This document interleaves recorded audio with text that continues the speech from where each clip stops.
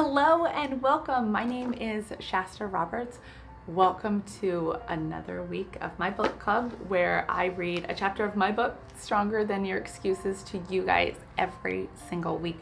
We have 2 chapters left, one more of the stages, and then the epilogue. So today we are doing the last stage, stage number 6. What happens next? To start with, I'm a dreamer. I wish we could predict the future, but we can't. What we can do, though, is dream of a new one and plan how to get there. Everything might not go as projected, and we might have some bumps in the road along the way. But if we hold on, we can make it. I've decided to start planning now, because down the road might be even harder, or might mean I wasted time when I could have just started now. I'm the type of person who will analyze a situation a million times over. I think about all the possible outcomes and scenarios. Sometimes it might be to front load me on what might happen. Other times it is to give me options to help me choose how to proceed. This time I'm looking for my options. I want to find the one that not only makes me happy, but also helps secure my future as well. After I have picked my outcome, I plan how to get there from here to there all the way out in my head. Right now, I'm trying to figure out how I can come out on top of my life, all while going through a separation. It won't be easy. I know that. But as each day passes, the road ahead becomes a little clearer, and I'm starting to create my new path. I wrote this book while I sat on my new bed, in my new bedroom, the bedroom I took over of my daughters. It wasn't much of a room, but it was my own space. It was the first step on my new path. I could rush through this whole process, but it takes time away from my kids and the things that make me happy. Those are the things that have kept me from being pulled down into the deep, dark hole on the darkest days. Even though this was my decision, this is not easy for me.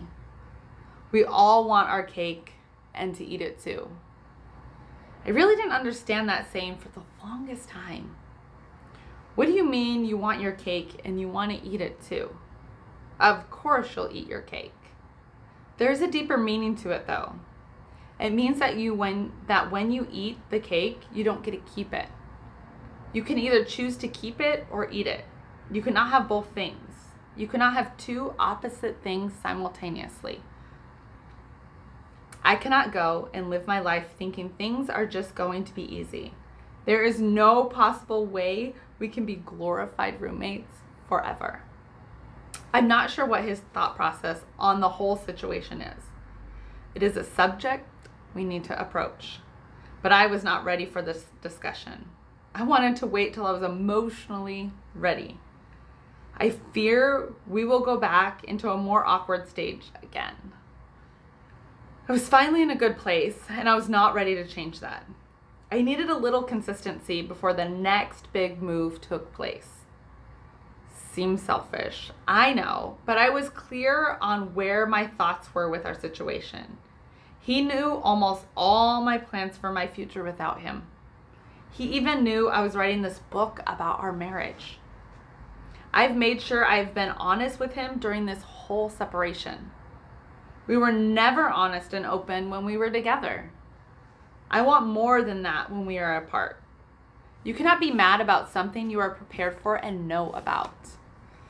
I need to be open about my plans and not lead him on to think I was staying in the house to save our marriage. Living in the house together in separate bedrooms was fine for a time. It could not and did not last, though. The world now knows about us, and that is a start. All our friends and family know we are separated. I even posted it on social media. It is now out in the world. I didn't want to be one of those couples that looks happy on their social media feeds and then suddenly they're divorced. I've hidden so much from people over the years. I knew no one would see this coming, and I was right. They didn't. No one did, but the two people who stood by my side all the way through it. The two who weren't surprised when I was disconnected and unemotional about my choice to leave after Italy. I knew there were more people to support me if I reached out and asked for help. At the same time, I didn't need more support. I needed to make up my own mind. I needed to decide the path I wanted to take. No one could decide it for me. This took time and meditation. This took getting to the end to know I was at the end. It took 4 months for me to post on social media what was going on. I know I didn't have to talk about it then. We could have lived on with no one knowing, but I want people to know there is a struggle out there. I want people to know I am there with them. I'm on the road they are, and they don't have to feel like they're going to be shunned. Society still hasn't gotten through the mindset of accepting life's faults, even though separation and divorce are widely accepted. You can either be in a relationship or single, not in between. When you are separated, you are not in a relationship together, but neither are you divorced either. For some couples, they will come back together before their separation turns into a divorce. Why don't we talk about this stage? Are we embarrassed? Are we hoping we'll get back together?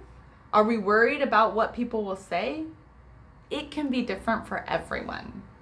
For me, I wanted to wait until I had more information to talk about it. I wanted to wait until we weren't stuck in the same bed together. I wanted to wait until I knew my decision was correct. When I was ready to announce it, I was all in.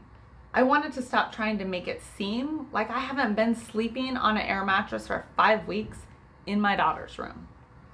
I wanted to stop making life look like it wasn't. I wanted to be open and talk about how hard mentally and physically this has all been, or how there have been little triumphs along the way. Divorce doesn't have to be rushed. So many rash decisions are made when we are ready to be out of a relationship. It is just not that easy most of the time. There are things to take care of and figure out. A relationship didn't grow overnight, and it will not disperse overnight, especially when there are more than the two of us involved. We must think about the kids. How do we make this good transition for them? How do we make it so the kids are happy to move? So the kids flourish even more when they must bounce back and forth from house to house. I stayed living in the same house together until it was financially feasible to move. After several months of separate rooms, we finished remodeling the house enough to sell and put it on the market. We didn't know where we were going to next, but the house had to be sold, and it did sell for almost double what we bought it for. The equity gave us each a new path, and it gave us both a fresh start debt-free. Selling the house gave me a small amount of equity after I paid off my debts. Rent is too high for a single mom who works part-time with 3 kids. I chose to save my money to reinvest in a house later and downsize to a tiny, not so tiny, 30-foot camper trailer. While we were moving out of our house, I was simultaneously remodeling the camper as well. I've chosen a new path that might seem different than anyone else. We will live in the camper until I'm not sure, until I've chosen another path. Right now, we are parked at an RV resort near my hometown. The bonus is my ex-husband is parked in his own RV next door to me. We are both living debt-free and just trying to figure out our next move. For the moment, the kids jump back and forth between our campers. The kids don't know what it is like to have mom days and have dad days. We live next door to each other. Sharing the kids is easy. I have my own space now, and not only that, we are financially separated. This is the best move I can think about now.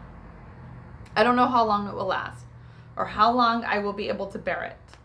I will endure through what I need so I can come out on top of this situation. I don't know what it's going to look like in the end. That's okay. I'm ready to stumble as I get there. I knew the only way through this all was acceptance of the unknown, to be able to walk in the dark and make it through. I've done that before with other situations in my life. This doesn't need to be any different. To help me along the way, I did make a vision board of everything I want in my new life and put it up next to my bed. It hangs as a reminder of why I'm choosing to live life in my tiny home now while I work on achieving my dreams. I'm living small so I can accomplish something big. I am smart and capable woman who can do anything she puts her mind to. I know I'm loved and cared for by more people than I can count. I know life is work, life is a struggle, and life is marvelous. The glass is always half full, and it's always half empty. It's how you perceive it that makes the difference. I will survive. I will conquer. I will persevere because I am stronger than my excuses. All right, that is the second to the last chapter. I only have the epilogue left, and then we are done with the books. Thank you guys for joining me today. Make sure that you like this video and leave me a comment. I would love to hear what you think of each and every chapter. Hit the subscribe button and hit that notification bell so that you get notified every time I post a new chapter. I will see you guys next week for the last chapter. Bye.